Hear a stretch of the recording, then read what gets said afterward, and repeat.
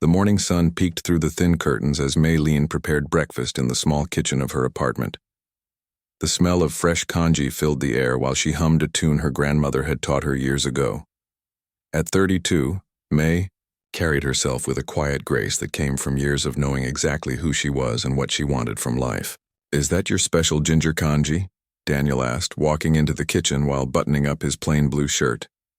His hair was still damp from the shower, and he hadn't shaved in 2 days. May smiled at her husband of 5 years. "Your favorite? I thought you might need something warm before your trip." Daniel Zhang wrapped his arms around her waist and kissed her cheek. "You know me too well." Anyone looking at them would see an ordinary couple. May in her simple cotton dress bought on sale 3 seasons ago. Daniel in his unremarkable clothes that looked like they came from any department store.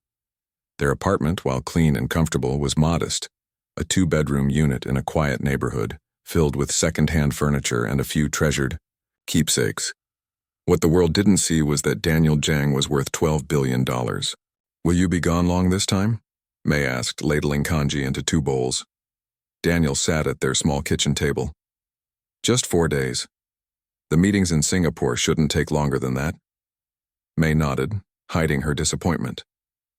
She had gotten used to his frequent business trips, but that didn't make missing him any easier. "The children at school are putting on a play next week." Little Chen finally learned all his lines. "The shy boy who wouldn't speak?" Daniel's eyes lit up. He always loved hearing stories about the kindergarten class she taught. "The very same. Now I can't get him to stop talking." May laughed, joining him at the table. "He says he wants to be an astronaut and a doctor and a teacher all at once." "Ambitious kid," Daniel said, his smile warm as he watched his wife talk about her students. This was what he loved most, these simple moments, the genuine joy she took in helping children. Their morning routine continued as it always did. They ate breakfast together, talked about everyday things, and carefully avoided any mention of Daniel's actual work. As far as May knew, her husband was a moderately successful business consultant who worked with various technology companies. She never questioned why a moderately successful consultant could afford their comfortable, if modest, lifestyle. The truth was far more complex. Daniel Zhang had founded ZhangTech 15 years ago, developing revolutionary software that had changed how the world's biggest companies handled data security. He had been careful from the beginning to stay out of the spotlight, letting his team of executives be the public face of the company. Few people knew what the actual founder looked like, and he preferred it that way.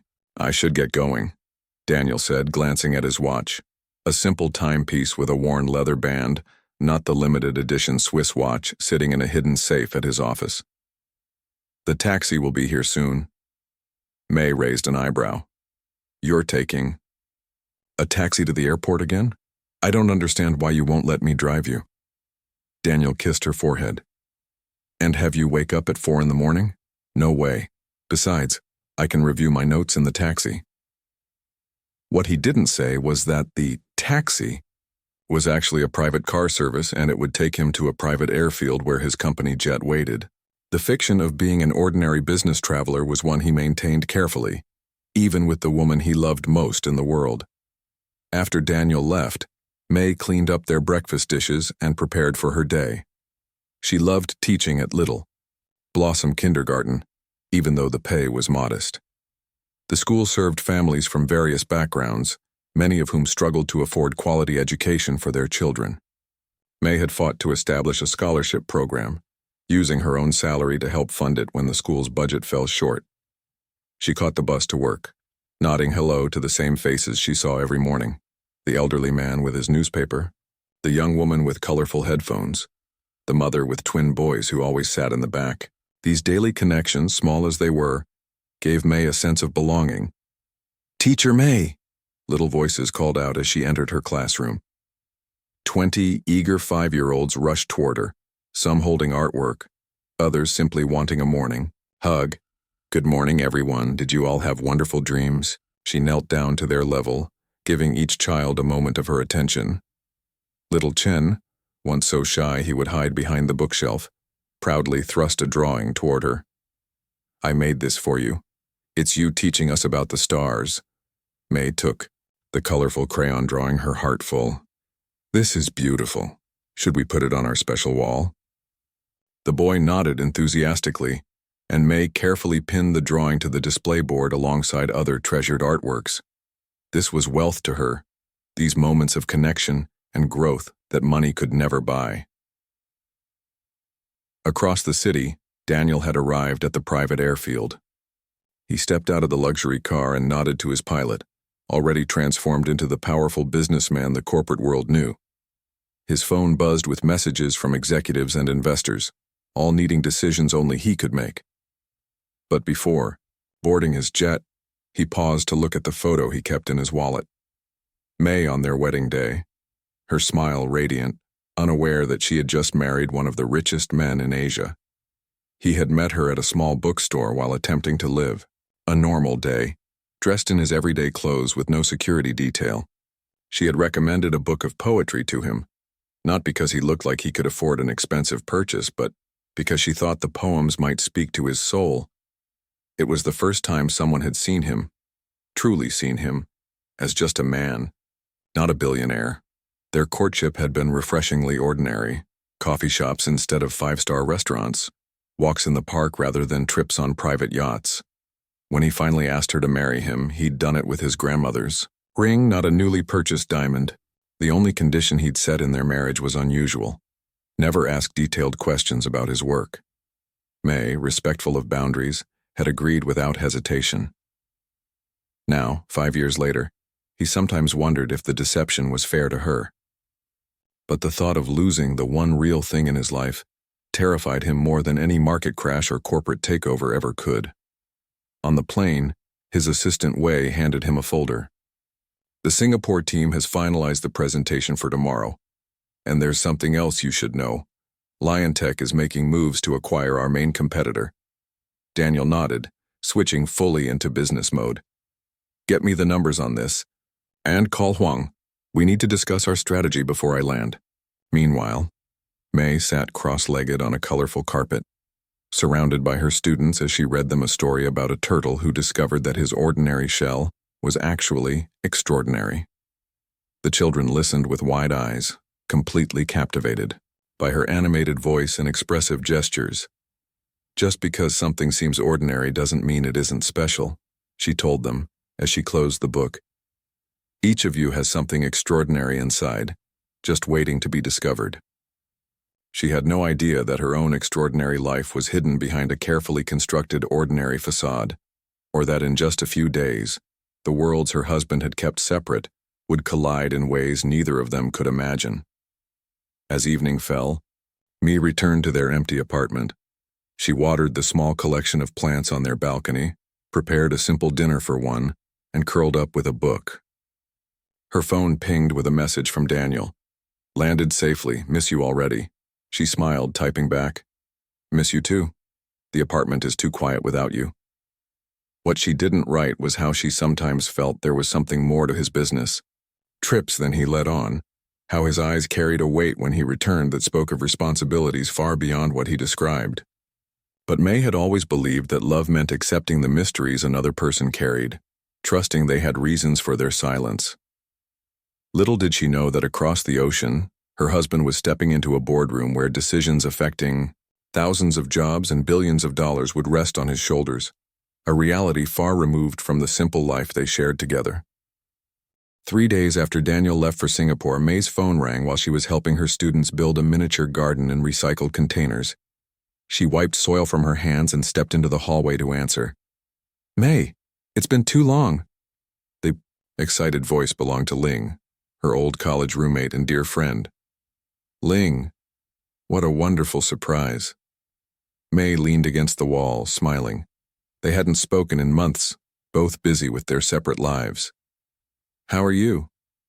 Overworked, but happy. Listen, I'm in town for just 2 days. My company sent me for a conference. Can we meet up? I miss your face. May laughed. Of course. Daniel is away on business, so my schedule is wide open. Dinner tonight? There was a pause before Ling replied with unusual enthusiasm. Actually, I've got something special in mind. Have you heard of Le Chateau? May's smile faltered. Everyone had heard of Le Chateau, the most exclusive restaurant in the city, where celebrities and business tycoons dined on dishes that cost more than what she earned in a day. Ling, that's way too expensive. It's your birthday next week, right? Consider this my gift. Plus, I got a bonus last month and I want to celebrate with my favorite person. Please say yes. May hesitated. The thought of entering such a fancy place made her uncomfortable. She didn't belong in that world of crystal glasses and gold-trimmed plates. I don't think I have anything appropriate to wear. Wear that blue dress you bought for your cousin's wedding. You looked beautiful in it, Ling insisted. I've already made reservations for 7 o'clock tomorrow. It took pulling some serious strings, so you can't say no. After more gentle persuasion, May finally agreed. Okay, but promise me we'll split dessert like old times. Back in the classroom, as the children proudly watered their newly planted seeds, May found herself distracted. She had never set foot in a place like Le Chateau. Would people stare at her? Would she use the wrong fork? Daniel would know how to act in such a setting, but he wouldn't be back until the day after tomorrow. That evening, May stood before her modest closet, pulling out the blue dress Ling had mentioned. She had bought it on sale 2 years ago for a family wedding. The simple A-line cut was flattering, but would it be fancy enough for Le Chateau? She sighed, holding it up against herself in the mirror. Her phone buzzed with a message from Daniel. Conference running late. How was your day with the little ones? She smiled, typing back. They're growing tomato plants and learning patience is hard. Guess what? Ling is in town and taking me to dinner at Le Chateau tomorrow. Can you believe it? I'm nervous. Daniel's response came quickly. That's quite a treat. Enjoy every moment. You deserve it. Just be yourself. That's always enough. His words calmed her, as they always did. She set aside the dress and went to bed, trying to push away thoughts of fancy restaurants and the unfamiliar world they represented. The next day passed in a blur of excited kindergarteners and finger painting. After school, May took extra time getting ready, carefully applying the light makeup she rarely wore and pinning her hair in a simple but elegant style. The blue dress looked better than she remembered, especially paired with the pearl earrings Daniel had given her for their 3rd anniversary. As she was putting on her coat, her phone rang. It was Ling, and from the background noise, she was clearly upset. May, I'm so sorry. My sister just called. Her baby is running a high fever and she needs me to take him to the hospital while she's stuck at work. I have to cancel dinner. May's heart sank, partly from disappointment but mostly from concern. Oh no. Don't worry about dinner. Is your nephew okay? The doctor thinks it's just an ear infection, but you know how scary fevers can be with babies. Ling sounded genuinely distressed. I feel terrible about the reservation. It was nearly impossible to get. It's just dinner, Ling. Family comes first. There was a pause. Wait, why don't you still go? The reservation is under my name, Song. Ling, for 2 people at 7 o'clock. You can enjoy a nice meal, maybe take some photos to show me what I missed. May almost laughed at the suggestion. By myself? To Le Chateau? I couldn't. Why not? You're already dressed up. Treat yourself for once. Order whatever looks good and send me pictures of the food. Please? Otherwise I'll feel even worse about canceling. The idea was absurd, yet somehow tempting. When was the last time she had done something purely for herself? Besides, canceling such a coveted reservation seemed wasteful. I guess I could, May said, surprising herself. I hope your nephew feels better soon. Give him a kiss from Teacher May. After ending the call, May stood in her living room, suddenly uncertain. Going to an elite restaurant alone, it seemed foolish, yet something pushed her forward. Perhaps the desire to step outside her comfortable routine, to glimpse a world so different from her own. She called a taxi, another small extravagance she rarely allowed herself. As the car navigated through evening traffic, her stomach tightened with nervousness. What was she thinking? She almost asked the driver to turn around, but before she could, they pulled up to Le Chateau. The building was less ostentatious than she had imagined. A restored colonial-era structure with tasteful lighting illuminating its stone facade. A red carpet led to ornate double doors where a uniformed doorman stood. "This is it, miss," the taxi driver said, pulling May from her thoughts. She paid the fare and stepped out, immediately feeling out of place. Two women in designer dresses walked past her, their jewelry catching the light. A man in what was clearly an expensive suit spoke into his phone about stock options as he entered the restaurant. May took a deep breath. "Just be yourself," she whispered, repeating Daniel's words like a mantra. The doorman opened the door with a practiced smile. "Welcome to Le Chateau, madam." Inside, the restaurant glowed with warm light from crystal chandeliers. The air smelled of exotic spices and fine wine. A soft piano melody floated through the space, played by a man in a tuxedo at a grand piano in the corner. At the entrance stood a tall, thin man with slicked-back hair and a perfectly tailored suit. He looked at May with an expression she couldn't quite read. "Good evening," she said, her voice smaller than intended. "I have a reservation under Song Ling for 7 o'clock. The man, the maitre d', she assumed, scanned his tablet with manicured fingers. His eyes flicked up to assess her, lingering on her simple dress and modest purse. "Song Ling," he repeated, his tone suggesting he didn't believe her. "For 7 o'clock? May nodded. "Yes, for 2, but my friend had an emergency and couldn't make it." The maitre d' frowned, scrolling through his tablet again with exaggerated movements. "I'm not seeing that reservation." "But she confirmed it yesterday," May said, confusion washing over her. "Could it be under a different spelling? Songling? The man's lips tightened. "Mademoiselle, we are fully booked every night weeks in advance. People don't simply walk in off the street to Le Chateau." He looked around as if embarrassed to be seen speaking with her. "Perhaps you are confused about the establishment?" Heat rose to May's cheeks. Several nearby guests had turned to observe the interaction, their expressions ranging from curiosity to thinly veiled amusement. "There must be some mistake," she insisted quietly. "My friend said she made the reservation." The maitre d' sighed, dramatically. "There is no reservation under that name. As you can see," he gestured to the dining room. "We are completely full this evening." May noticed several empty tables, but before she could point this out, a new voice entered the conversation. "Is there a problem, Henri?" The man who approached was shorter than the maitre d', but his presence commanded immediate attention. His custom-tailored suit probably cost more than May's yearly salary at the kindergarten. "No problem, Monsieur Dupont," the maitre d' replied smoothly. "This lady seems to believe she has a reservation." The restaurant owner, for that must be who he was, looked May up and down with cold calculation. "I'm sorry for the confusion," May said, feeling increasingly uncomfortable. "My friend Ling made a reservation, but she had a family emergency." Monsieur Dupont's expression didn't soften. "Henri, check again for this reservation." The way he said the word made it clear he didn't believe it existed. Henri made a show of checking his tablet once more. "Nothing, sir." Dupont turned back to May with a thin smile that didn't reach his eyes. "Mademoiselle, Le Chateau has a certain standard that we uphold.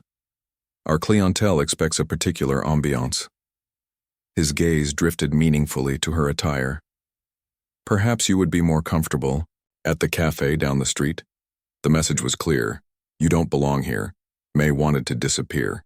She could feel curious eyes on her from all directions, hear the whispers starting at nearby tables. This had been a terrible mistake. "Yes, I'm sorry to have bothered you," she managed to say, backing toward the door. But Dupont wasn't finished. He raised his voice slightly, ensuring others would hear. "Henri, please escort this woman out, and do remember her face. We cannot have just anyone walking in off the street claiming to have reservations." May's humiliation was complete. With burning cheeks and eyes filling with tears she refused to let fall, she turned to leave on her own, dignity the only thing she had left to preserve. May walked quickly toward the exit, head down, wishing the polished marble floor would open up and swallow her whole. The whispers and stares of the restaurant patrons burned into her back. Henri, the maître d', followed closely behind as if she might steal something on her way out. Just as she reached the door, a commotion at the entrance made her pause. A man in jeans and a simple navy sweater was trying to enter while Henri's assistant attempted to block his path. "Sir, do you have a reservation?" the assistant asked with barely concealed disdain, eyeing the man's casual attire. "I'm looking for someone who should already be here," the man replied, his voice achingly familiar to May. Her head snapped up. "Daniel?" Daniel's face brightened when he saw her, then immediately darkened as he noticed her red-rimmed eyes and the maître d' hovering behind her like a vulture. "May, what's happening?" He moved toward her, ignoring the staff completely. Before she could answer, Henri stepped between them. "Sir, I must ask you to leave. We have a dress code at Le Chateau, and we're fully booked this evening." Daniel looked at the maître d' with an expression May had never seen on her husband's face before. Cold, calculating, and somehow dangerous despite its calmness. "I asked my wife a question," Daniel said quietly. Henri faltered for a moment, glancing between them as if trying to process that this plainly dressed woman and casually attired man might somehow belong together. He recovered quickly. "Nevertheless, sir, I must insist." "They're throwing me out," May said softly to Daniel. "They said my reservation doesn't exist and that I don't belong here." Something flashed in Daniel's eyes. "Who said this to you?" "The owner, Monsieur Dupont." She gestured vaguely toward the restaurant interior where the owner still stood, watching the scene unfold with a smug expression.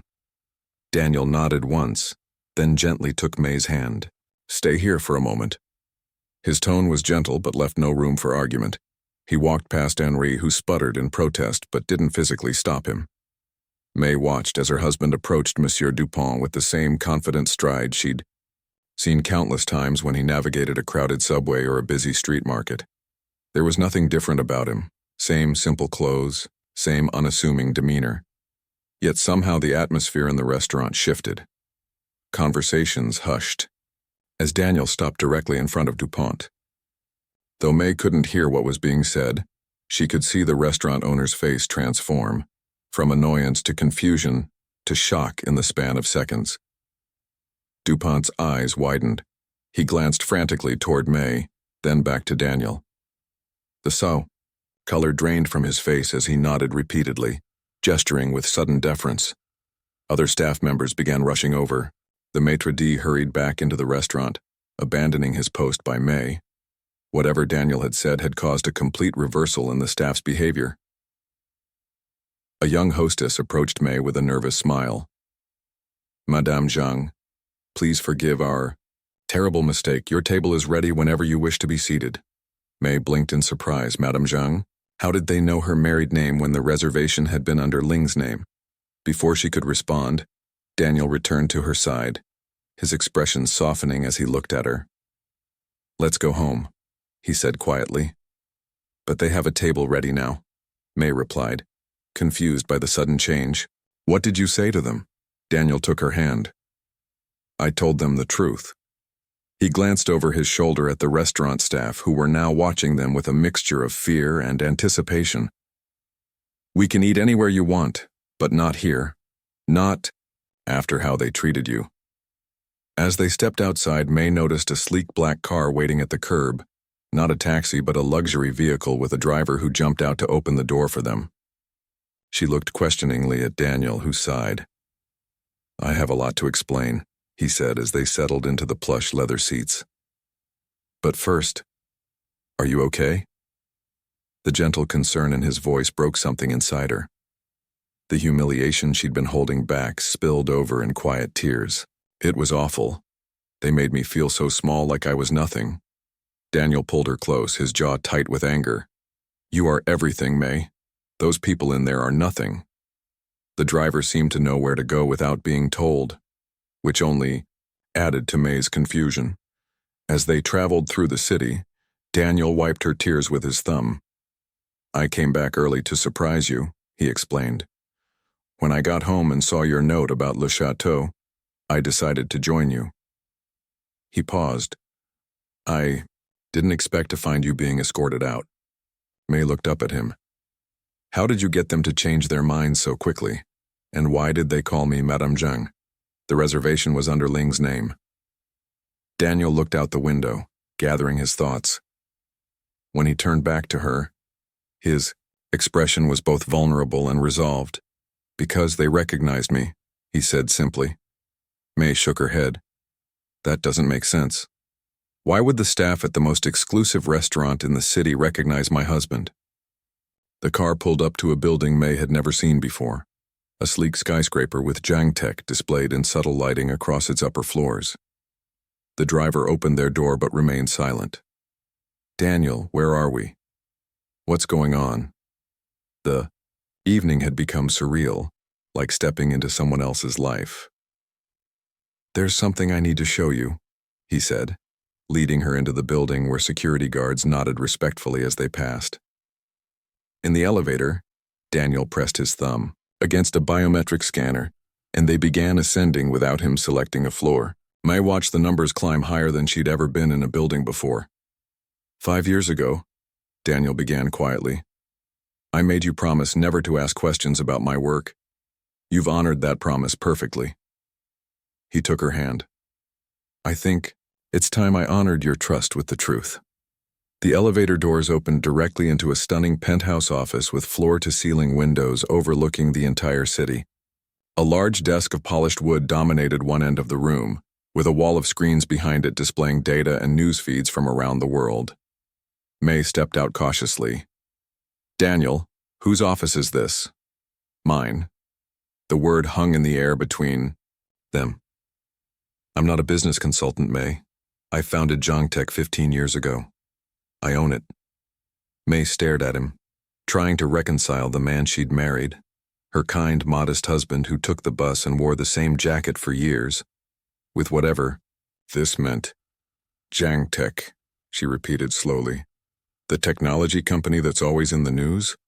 The one worth about $80 billion now, he finished for her. Though that changes day to day depending on the market. May felt her knees weaken, and Daniel guided her to a nearby sofa. I don't understand, she whispered. Why would you hide this? Why live in our small apartment? Why let me continue working when you could? When I could what? Daniel knelt in front of her. Buy you everything? Put you in a golden cage? That's not what you wanted out of life, May. It's not what either of us wanted. He took both her hands in his. Before I met you, every relationship I had was colored by my wealth. People wanted things from me, money, connections, status. No one saw just Daniel. His voice grew softer. Then I met a kindergarten teacher in a bookstore who recommended poetry because she thought I looked sad, not because I could buy the whole store if I wanted to. He remembered that day, how she'd noticed a man standing alone in the poetry section looking lost in a way that had nothing to do with finding books. You never told me who you really were, she said, still trying to process everything. We've been married for 5 years. I told you the important parts, Daniel replied. About my family, my hopes, my fears. Everything except what I do for a living and how much money I have. I was afraid if you knew, everything would change. May looked around the opulent office, then back at her husband. Still the same Daniel, still looking at her with the same eyes that had watched her teach their neighbors' kids to make paper lanterns, the same hands that helped her plant herbs on their tiny balcony. So at the restaurant, when you spoke to Monsieur Dupont, Daniel's expression hardened slightly. I told him who I was. Zhang Tech owns the building Le Chateau operates in, and my investment firm is the majority stakeholder in their parent company.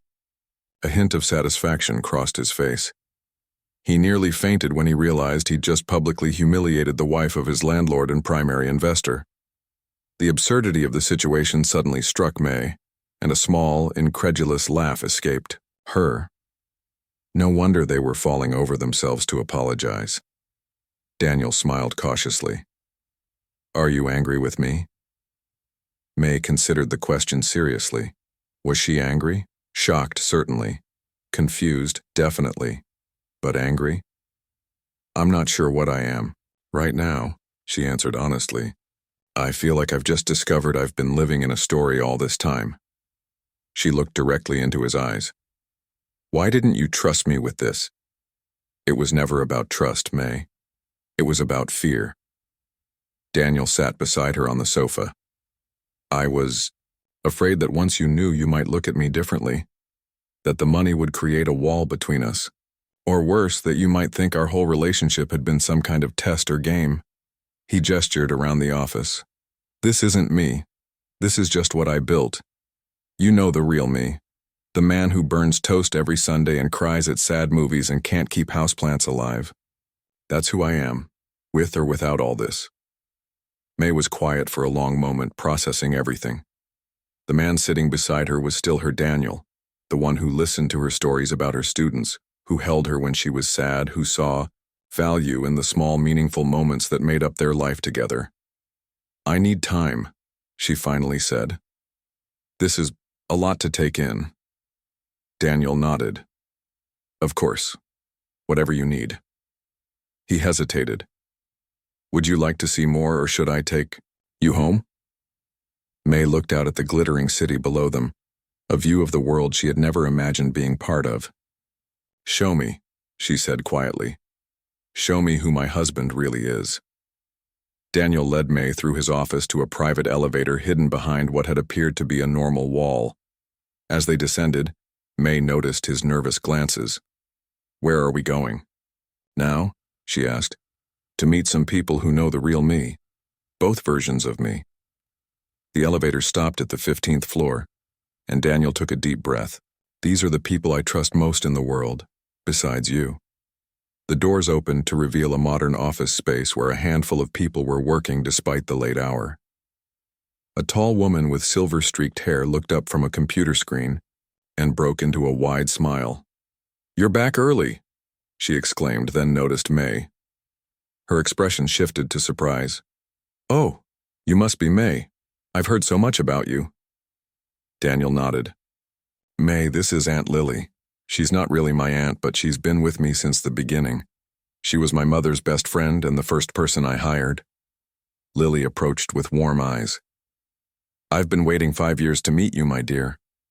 This stubborn man has kept you all to himself. She shot Daniel a pointed look. I told him years ago he should bring you here. May shook her hand, feeling strangely comforted by this woman's presence. It seems there are many things he should have. Told me years ago. Don't be too hard on him, Lily said softly. He's had his reasons, even if they were foolish. She turned to Daniel. I'm guessing tonight didn't go as planned. Daniel sighed. Le Chateau happened. Lily's face darkened. Those pretentious... She stopped herself, glancing at May. What did they do? As Daniel briefly explained the evening's events, 2 more people joined them. A young man with glasses and a woman about May's age in casual clothes that probably cost more than May's monthly salary. So she finally knows, the young man said, extending his hand to May. I'm Theo, head of security. I've been watching over both of you for 5 years. May's eyes widened. Watching over us? From a respectful distance, Theo added quickly. Someone in Daniel's position has security concerns. The woman stepped forward. I'm Nora, Daniel's chief of staff. I'm the one who manages the chaos while he pretends to be a normal person. Her smile took any sting out of the words. It's an honor to finally meet you. May felt overwhelmed. These people knew all about her while she'd had no idea they existed. How many people know about this arrangement? Just the 4 of us, Daniel answered. And now you. Everyone else at the company knows I'm private, but they don't know about our life together. You've been living 2 completely different lives, Mee said, the reality of it still sinking in. Nora nodded. And doing a terrible job of scheduling both of them. You wouldn't believe how many excuses I've had to make when he refuses to attend important meetings because it's your birthday or your school's art show. May looked at Daniel with surprise. You missed business meetings for my school events? Every time, Lily confirmed. Some of the board members think he has mysterious health issues because of how often he disappears. Daniel looked embarrassed. Those school events matter more than boring meetings. A warm feeling spread through May's chest despite her lingering shock. The Daniel they described, the powerful businessman who still prioritized her small moments, was still her Daniel. "Let me show you something," Nora said, guiding May to her computer. She pulled up a calendar with 2 different color-coded schedules side by side. "This is how we've managed it. Blue is CEO Daniel, green is husband Daniel." May leaned closer, fascinated by this visual representation of her husband's double life. The green sections were carefully blocked out around her teaching schedule, their anniversary, her family visits, all the moments that mattered to her. "The Singapore trip," she said, pointing to the current week. "Was that real?" The 4 exchanged glances. "Partially," Daniel admitted. "I did have meetings there, but they finished yesterday. I flew back early to surprise you." "In a private jet, I assume?" May said, a hint of humor creeping into her voice. Daniel's relief at her lighter tone was visible.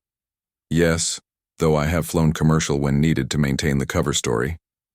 He once took 3 connecting flights and spent 14 hours in airports to make it look like a normal business trip, Theo added with a grin.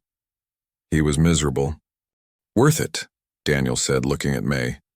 "Everything has been worth it." Lily touched May's arm gently. "Would you like some tea? You've had quite a shock tonight." May nodded gratefully, and they moved to a comfortable sitting area near windows, overlooking the city. As Lily prepared tea at a small kitchenette, May took in the view. The same city she traveled through daily on crowded buses, now spread out below her like a glittering map. 5 years, she said quietly. 5 years of secrets. Daniel sat beside her, careful to leave space between them. "I know it's a lot to process. I wouldn't blame you if you're angry." "I'm not angry, exactly." May accepted the tea Lily offered. "I'm trying to understand. All those times you said you couldn't afford something, or when I worried about spending too much on groceries." "I never actually lied about that," Daniel said. "I always said, we don't need to spend more, or let's save for later." I tried to avoid direct lies. Nora snorted. "Lies of omission are still lies, boss." "Thank you, Nora," Daniel said dryly. "She's right," May said. "Even if your words were careful, the intention was to deceive me." Daniel nodded, accepting the criticism. "Yes, it was. And I'm sorry for that." "Why come clean now?" Theo asked. "You could have made up some story about knowing someone at the restaurant." Daniel looked at May. "Because seeing her hurt like that, treated as if she were nothing when she's everything, I couldn't bear it. And I realized something. I've been so afraid of losing what we have that I haven't fully let her in." He took her hand cautiously. "I don't want any more walls between us." The sincerity in his voice touched something in May. This was the man she'd fallen in love with. Thoughtful, genuine, and imperfect. "So what happens now?" she asked. "Do we move into some mansion? Do I quit my job? Do I become some billionaire's trophy wife overnight?" "Nothing happens that you don't want to happen," Daniel said firmly. "Our life is ours to shape, no one else's." Lily set her teacup down. "May I offer a perspective? I've known Daniel since he was a boy. I watched him build all this." She gestured around them. "But I've never seen him truly happy until these past 5 years. Whatever you two have built together, it's real. The money doesn't change that." May considered this. "I need to see it all," she decided. "Everything you've kept hidden. I need to understand this world before I can figure out how I fit into it." Daniel nodded. "Anything you want to know?" "First," May said, "I want to understand exactly how rich we are." The word "we" didn't escape Daniel's notice, his eyes brightening slightly. "In real terms, that makes sense to a kindergarten teacher." Nora pulled out a tablet. "I can help with that. Let me show you the numbers." Over the next hour, May learned about Daniel's empire, the technologies his company had pioneered, the investments he'd made, the charities he secretly funded. The figures were so astronomical they almost lost meaning, but Nora broke them down into tangible terms. "This charitable foundation here," she explained, pointing to a spreadsheet, has built over 200 schools in rural areas, and this medical research grant has helped develop treatments for childhood diseases. May's eyes widened. You could do so much good with this money. I try, Daniel said, but I've been careful to keep my name off everything. Anonymous donations only.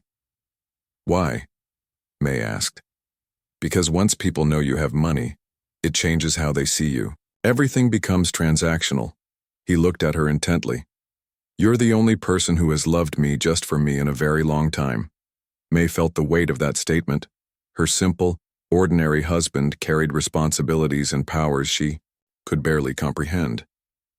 Yet he had chosen to live a modest life with her, valuing their authentic connection above all else. I'd like to see our home now, she said suddenly. Daniel looked confused. You mean the apartment? No.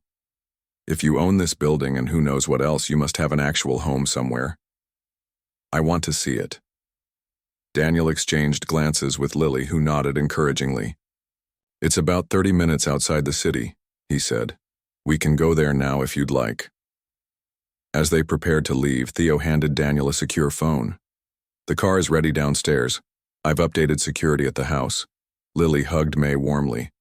It was wonderful to finally meet you. Whatever you decide, know that he's a better man because of you. In the private garage beneath the building, a different luxury car awaited them. As they settled into the back seat, May noticed Daniel watching her nervously. Are you okay? He asked. I don't know yet, she answered honestly. Everything I thought I knew about our life together has changed in a few hours.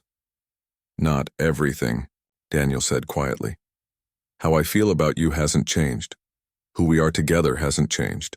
They rode in silence through the city and out onto a highway leading into the countryside. Eventually, they turned onto a private road that wound through forested hills. Security gates opened automatically as they approached a property hidden from the main road. When the house came into view, May gasped. House was an understatement. It was a modern architectural masterpiece of glass and stone, nestled perfectly into the natural landscape. Soft lighting illuminated gardens and what appeared to be a small lake behind the structure. This is where you live when you're not with me? She asked as the car stopped at the entrance.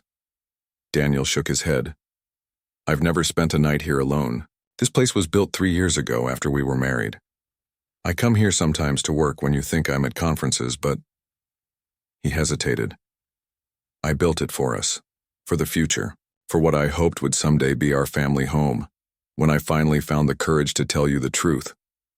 He got out and opened her door, offering his hand. Welcome home, May, if you want it to be. May spent the night in a guest room of Daniel's hidden mansion, needing space to think. The room was larger than their entire apartment, with a bathroom that featured both a rainfall shower and a soaking tub. She barely slept, her mind racing with everything she'd learned. Morning light streamed through floor-to-ceiling windows, revealing a view of mountains she hadn't noticed in the darkness. May wrapped herself in the plush robe she'd found in the closet and stepped onto the private balcony. The air smelled of pine and wildflowers. In the distance, she could see a small lake glittering in the sunlight. A soft knock at the door drew her back inside. May, are you awake? Daniel's voice was hesitant. Come in, she called, tightening the robe around her waist. Daniel entered carrying a tray with tea, fresh fruit, and what looked like homemade congee. He'd clearly been up for hours, dressed in the same kind of simple clothes he always wore, hair slightly damp from a shower. I thought you might be hungry, he said, setting the tray on a small table near the windows. I made your favorite breakfast. May smiled despite herself. You cooked? In what I assume is a professional-grade kitchen? The kitchen is a bit intimidating, he admitted. But yes, I cooked. Some things shouldn't change, even here. They sat together, the familiar ritual of sharing breakfast providing comfort amid so much uncertainty. Did you sleep well? Daniel asked. Not really, May admitted. Too much to process. Daniel nodded, understanding in his eyes. Would you like to see the rest of the place? Or we could go home. To the apartment, I mean, if you'd prefer.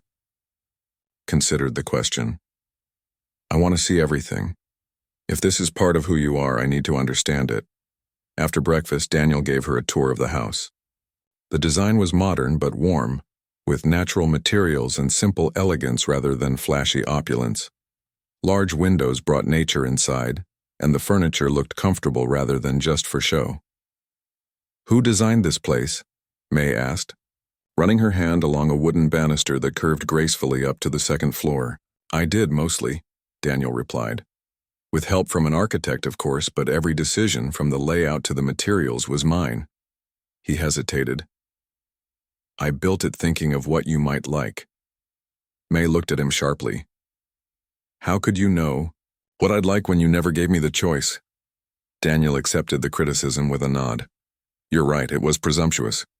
They continued the tour in silence until they reached a room that made May stop in her tracks. It was a beautiful home office, but what caught her attention was the wall of photographs, dozens of framed pictures of her and Daniel together, their life documented in casual snapshots.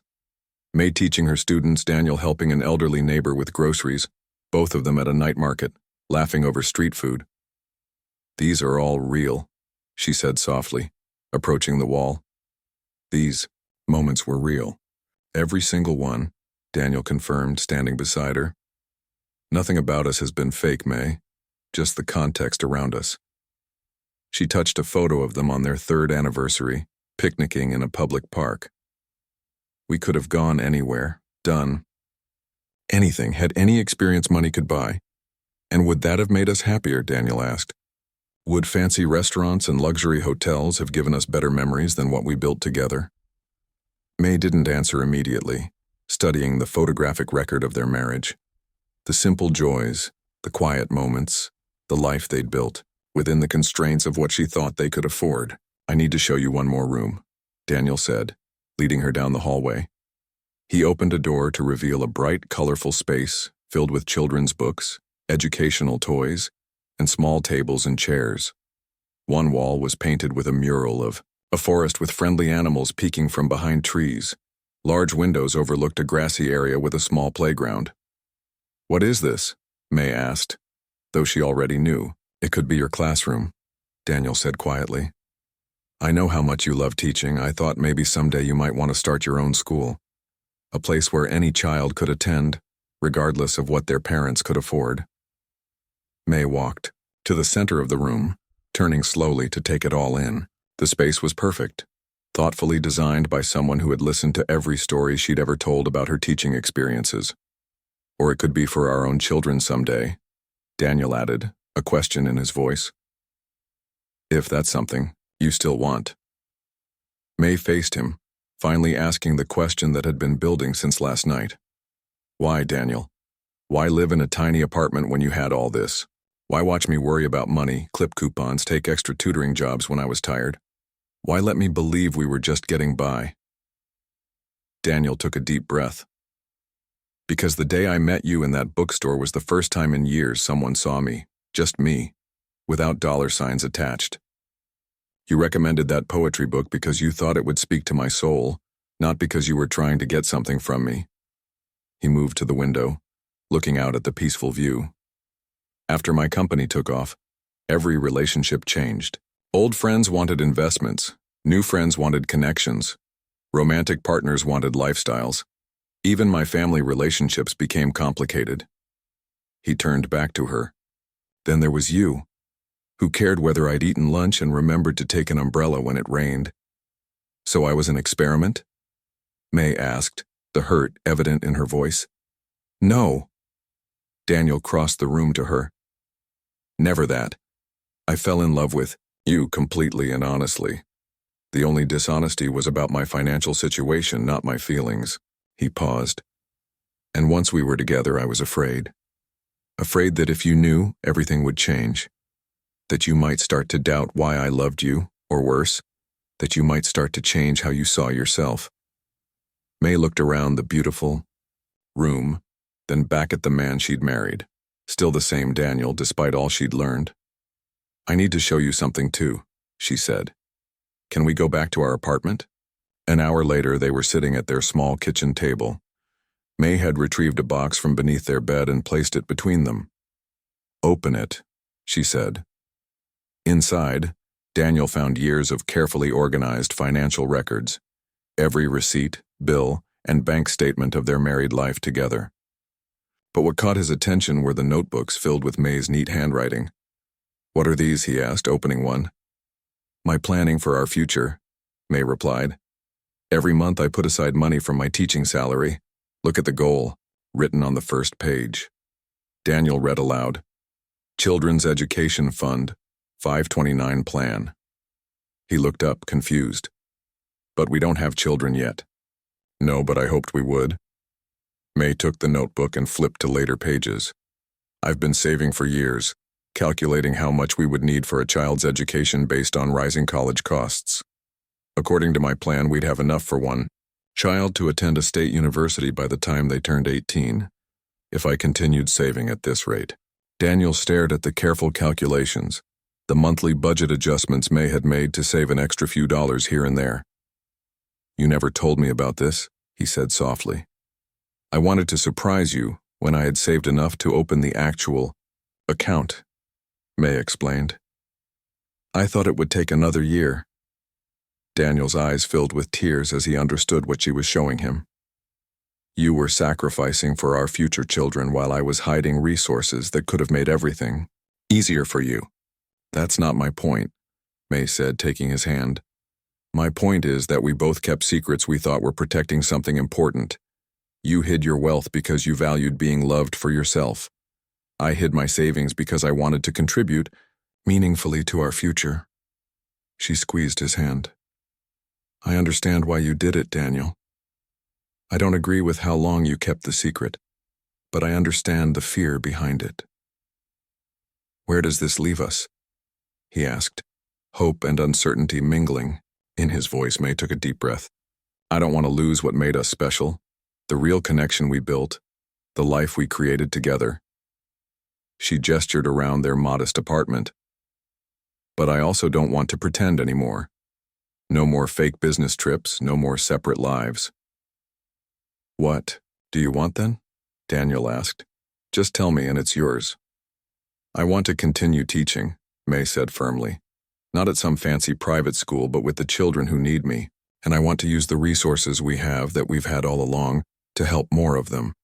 Daniel nodded, relief washing over his face. "We can do that. Anything else?" "I want to stay in this apartment at least part-time," she continued. "It's our first home together. But I also want to help make that beautiful house truly ours, not just yours." "It was always meant to be ours," Daniel said. "And I want to meet with Monsieur Dupont again," May added, a spark of determination in her eyes. Daniel looked surprised. "The restaurant owner? Why?" "Because people like him need to learn that worth isn't measured by appearance or wealth," May said, "and I think we're in a unique position to teach that lesson." 2 weeks later, May and Daniel stood outside Le Chateau. This time May wore the same simple blue dress, but carried herself with newfound confidence. Daniel was in his usual casual clothes. The maître d' spotted them immediately, his face paling. "Monsieur and Madame Zhang, please come in. Monsieur Dupont is expecting you." The restaurant owner met them with profuse apologies and offers of their finest table, best champagne and personal service. May held up her hand to stop him. "We're not here to dine," she said clearly. "We're here to talk about the future of this restaurant." In the following hour, they laid out their proposal. Le Chateau would remain an exclusive establishment 5 nights a week, but for 2 nights, it would become Community Table, a place where people from all backgrounds could experience fine dining at affordable prices. Additionally, the restaurant would establish a culinary training program for disadvantaged youth. "This isn't a request," Daniel concluded. "It's a condition of our continued investment." Dupont, faced with no real choice, agreed to all terms. As they left the restaurant, May linked her arm through Daniel's. "That felt good," she admitted. "You were amazing," he said, pride evident in his voice. "So what now? Where to next?" May looked up at the evening sky, thinking about the path ahead. Their path together, with no more secrets between them. "Home," she said simply. "Let's go home." And whether that meant their cozy apartment or their beautiful house in the hills didn't matter. Home, they both knew now, wasn't defined by walls or wealth, but by the truth they'd finally found together.